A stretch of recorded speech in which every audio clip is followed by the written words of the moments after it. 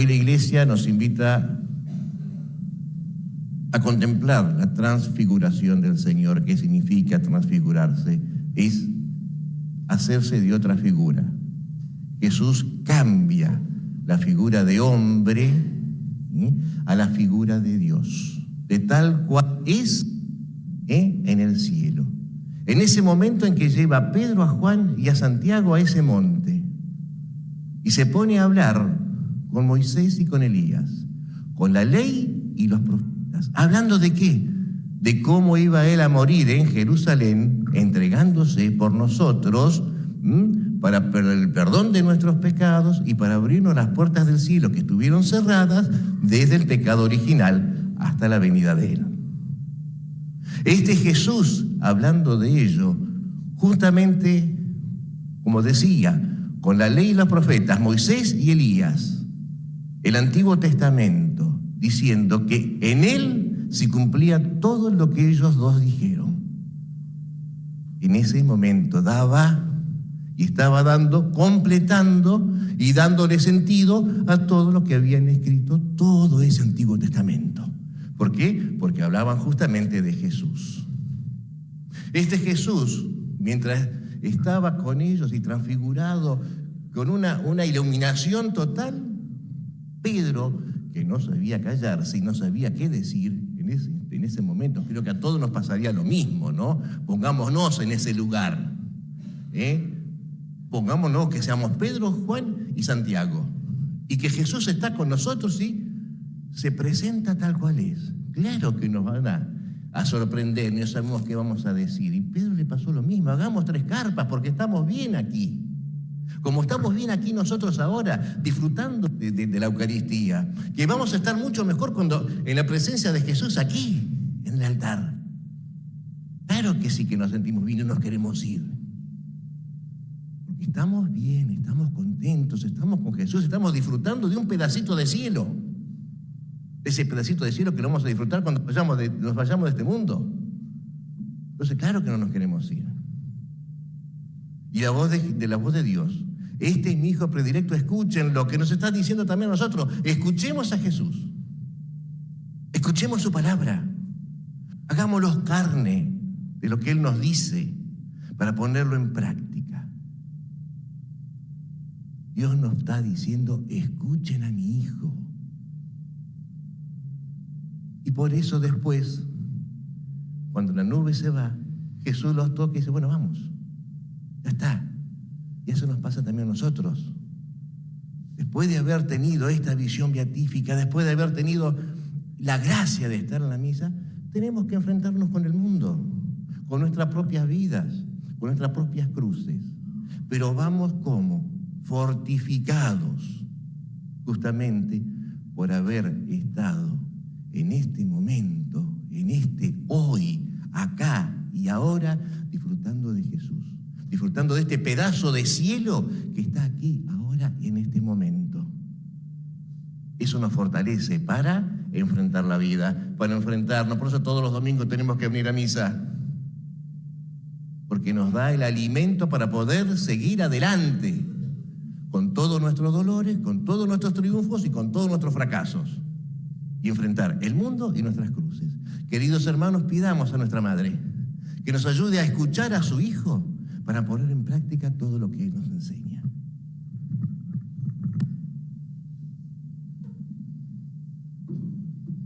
Y les pregunto a los chicos, ya que están acá, una cosita. ¿Se acuerdan cómo murió Jesús? ¿Cómo murió Jesús? Que tuvo un accidente. ¿Cómo murió? ¿No se acuerdan? ¿Cómo? Crucificado, y lo tenemos acá. ¿Murió posta o no? ¿Qué dicen ustedes? ¿Sí o no? Ah, mira cómo dudan. Sí, murió posta, porque lo mataron, y sí, Jesús es Dios, como nos explicó Oscar recién, se hizo hombre, murió, pasó por la muerte, algo por lo que pasamos los seres humanos también. Y entonces murió, crucificado. Y esto que leímos recién, que nos explicó Oscar, pasó cuando faltaba poco para su crucifixión. ¿Ustedes qué dicen? Si ustedes siguen a una persona que les dice que no los va a defraudar, no, así no. Pero una persona, ustedes siguen a alguien que es muy importante, muy bueno, ustedes dicen, este va a ser un grande, el Salvador y todo, y de repente lo matan, así encima, crucificado. ¿Qué pensarían ustedes? Este es un... Nada, ya, claro, que lo mató, porque nosotros ya conocemos ahora quién es Jesús y todo, pero si no hubiéramos conocido la historia, ¿qué pensaríamos? Decíamos, este era un loco, al final un chamullero, ¿no? Porque al final me iba a salvar y mira, o me equivoqué o me chamulló, ¿no? Bueno, entonces Jesús se transfigura para de alguna manera mostrarle, miren, es verdad, él ya había anunciado que iba a ser crucificado, ¿eh? Entonces dice, me voy a morir crucificado, me van a matar, pero recuerden que no soy un simple hombre, un hombre más nada más, soy Dios hecho hombre. Recuerden lo que ustedes vieron acá, en la transfiguración, y eso los va a fortalecer, eso les va a dar fuerza, les va a dar esperanza, les va a dar alivio. A algunos no les sirvió mucho porque se fueron todos, cuando lo crucificaban a Jesús rajaron todo por miedo, ¿no? Pero seguro que cuando resucitó, fíjense cómo se acuerdan y después escribieron, ¿no? Claro, se había pasado aquello, ¿no? Bueno, entonces eso hace Jesús con nosotros cuando estamos pasando por un momento de debilidad. Nos fortalece, nos quiere dar fuerza. Lo que se viene es difícil, pero yo estoy con vos. Y entonces quiero mostrarles el aceite. Ustedes, ¿para qué se suele...? Miren, ahora me voy a acercar allá. Esto que tengo acá es aceite, ¿no? ¿Lo ven o no? ¿Para qué suele usarse el aceite? Para hacer papas fritas. ¡Qué rico! No lo querían decir, pero lo que él estaba por decir, lo que pensamos todos, ¿no es cierto? Para hacer papas fritas. Unos buñuelos también a veces se puede hacer, ¿no? No solamente papas fritas, cuántas cosas más. Para cocinar. ¿Y para qué más puede usarse el aceite? Por ejemplo, para arreglar un auto, para hacerlo andar, muy bien. O la bicicleta, ¿no es cierto? También, para la cadena de la bicicleta. Pero ustedes saben que el aceite tiene desde hace mucho tiempo otro significado también, otro uso. Ustedes saben que ahora nosotros tenemos la medicina, pero por ejemplo, cuando nos lastimamos, nos ponen agua oxigenada, nos ponen alguna cosa, ¿no? Como para que desinfecte. Pero saben que antes, cuando no había tanto avance en la medicina, el aceite se usaba para aliviar. De hecho, ahora ustedes pueden hacer la prueba alguna vez. Si ustedes tienen alguna lastimadura que les duele, le arde, y se ponen un poquitito de aceite, van a ver que, bueno, háganlo si mamá y papá los autorizan, porque seguro van a querer ir al médico y le van a gastar el aceite y no va a haber papas fritas. Bueno, pero si uno se pone un poquito de aceite sobre la herida, ¿qué pasa? Se alivia, no es que se cura porque cicatriza de otra manera, pero me alivia el dolor. Eso es lo que hace el aceite sobre la herida, suaviza, ¿ven? Bueno, entonces, Jesús sanaba a muchos enfermos, ¿vieron? Era parte del ministerio de Jesús. Él estaba predicando y cuando venían los enfermos, a muchos de ellos los sanaba, ¿sí? Los aliviaba. Y después Jesús los envió a sus discípulos, le dijo, vayan por el mundo, anuncien, proclamen y sanen a los enfermos. No se refería a que todos los cristianos tenemos que ser médicos, sino que se refería a estar al lado del enfermo, consolar, aliviar, cuidar. Entonces, la iglesia, ya desde los primeros tiempos, después de la resurrección de Jesús, empezó a usar un aceite como un signo muy importante de alivio y de fortaleza. Y empezó a dar un sacramento. Ustedes saben lo que es un sacramento, ¿no? ¿Cuántos son los sacramentos? A ver, no les voy a pedir que me digan los nombres, pero ¿cuántos son? El número, ¿se acuerdan? 7. ¿Cuántos son? Y el primer sacramento, que normalmente se recibe cuando uno es chiquito, también de grande puede ser, pero ¿cómo se llama? El bautismo, muy bien. Y así tenemos uno que ustedes recibieron hace muy poquito. ¿Cómo se llama el otro? La comunión, muy bien, la Eucaristía. Y la confesión para el perdón de los pecados, también otro sacramento, hay un montón. Pero hay uno del que hablamos muy poco y es el de la unción de los enfermos. ¿Cómo se llama? Bien, no punción, unción. Vamos a decirlo de nuevo. Unción de los enfermos. Muy bien. Los cristianos, especialmente los apóstoles, después los sucesores de ellos, empezaron a utilizar un aceite, lo bendecían y como un signo de que Dios alivia, fortalece al enfermo, empezaron a ungirlo, es decir, a marcar con una señal de la cruz a las personas, que es la señal de los cristianos, ¿no? Y entonces, fíjense cómo este signo, el aceite, que además de ser usado para las papas fritas y siguió teniendo el significado de aliviar, ¿sí?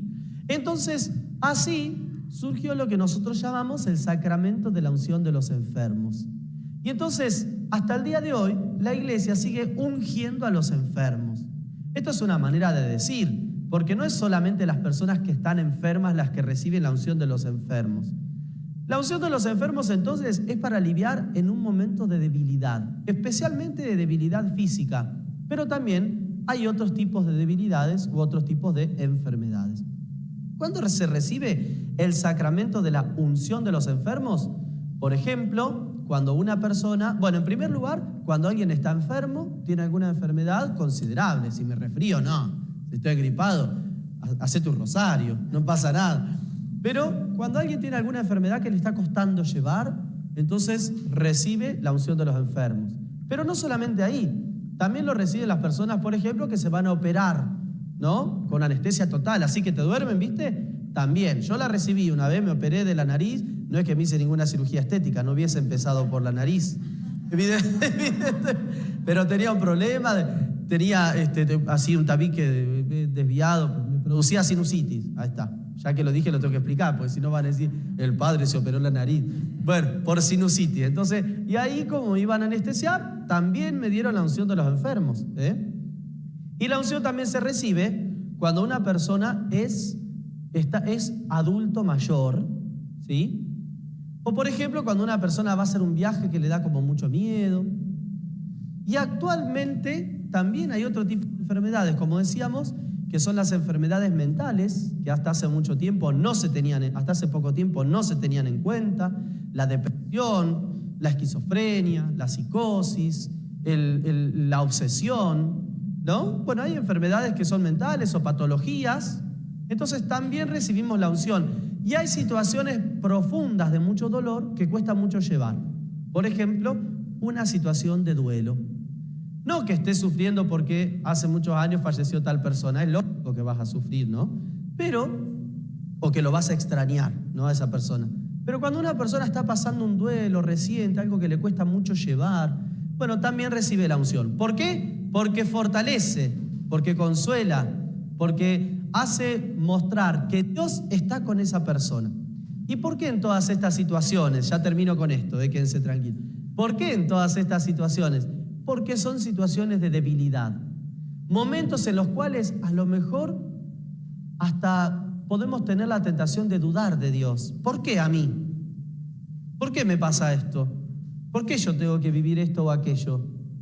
Bueno, entonces la unción de los enfermos te dice, yo estoy con vos, quédate tranquilo, quédate tranquila. No importa lo que te pase, yo estoy con vos, yo te alivio, yo te fortalezco.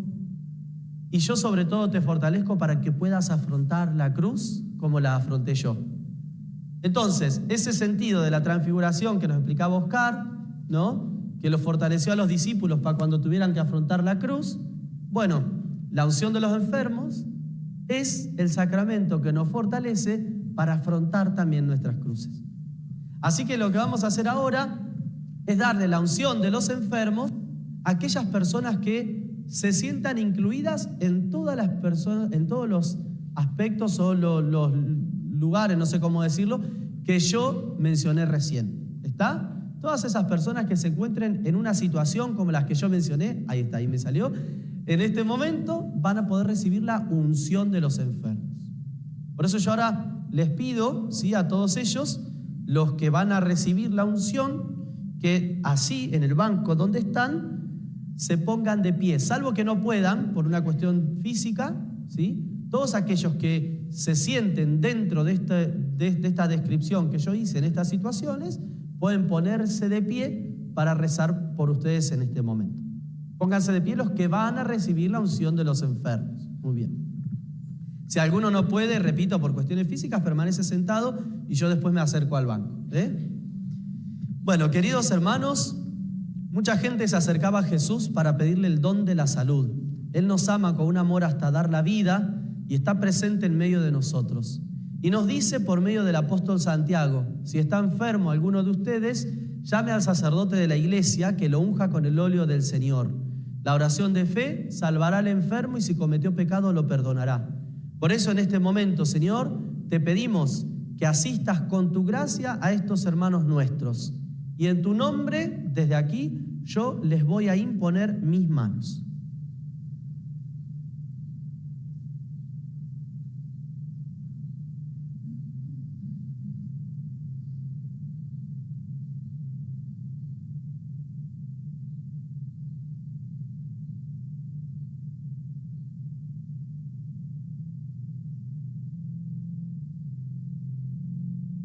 Y ahora, para recibir la unción, parte de la unción es esto, la imposición de manos, que es lo que hice recién. Y la otra parte es, con este aceite, les voy a ungir la frente y las manos. Ustedes tienen que acercarse con las manos así o así, es indistinto, como ustedes quieran. Y entonces voy a hacerles la unción diciendo una oración que es doble y tienen que responder amén cada una de las dos veces. Les pido que se acerquen aquí en dos filas como para comulgar, y si alguien va a recibir la unción, pero permanece en el banco por cuestiones que no se puede a lo mejor movilizar, cuando termina la fila, levanta la mano y yo me acerco al banco, ¿sí? Acérquense todos los que van a recibir la unción en dos filas, mientras cantamos.